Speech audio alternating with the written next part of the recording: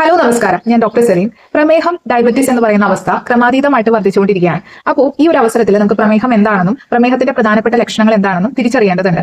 അപ്പോൾ തീർച്ചയായിട്ടും നമുക്ക് അതിനെക്കുറിച്ചൊന്ന് എക്സ്പ്ലെയിൻ ചെയ്യാനായിട്ട് ശ്രമിക്കാം. അപ്പോൾ പ്രമേഹം എന്ന് പറയുന്ന അവസ്ഥ നമ്മുടെ ശരീരത്തിലെ ബ്ലഡിലെ ഗ്ലൂക്കോസിന്റെ അളവ് നിയന്ത്രിക്കുന്നത് ഇൻസുലിൻ എന്ന ഹോർമോണാണ്. ഈ ഇൻസുലിൻ സെക്രീറ്റ് ചെയ്യപ്പെടുന്നത് പാൻക്രിയാസിൽ നിന്നാണ്. ഇത് കൃത്യമായിട്ട് സെക്രീറ്റ് ചെയ്യപ്പെടാതിരിക്കുക എന്തോ തകരാറ് സംഭവിച്ച് കൃത്യമായിട്ട് രക്തത്തിലുള്ള പഞ്ചസാരയുടെ അളവ് വർദ്ധിക്കുന്ന രീതിയിലേക്ക് വരുന്നു. ഇതിനെയാണ് നമ്മൾ പ്രമേഹം എന്ന് പറയുന്ന അവസ്ഥയായിട്ട് പറയുന്നത്.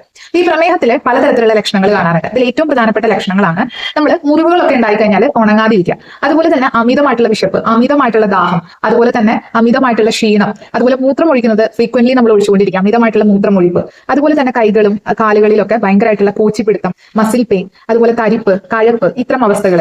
അതുപോലെ തന്നെ നമ്മുടെ കൈകാലുകളെല്ലാം നല്ല രീതിയിൽ ശോഷിച്ചിരിക്കുന്ന ഒരു അവസ്ഥ, എന്നാൽ വയറ് മാത്രം നല്ല രീതിയിൽ തള്ളി നിൽക്കുന്നതുമായിട്ട് കാണാം.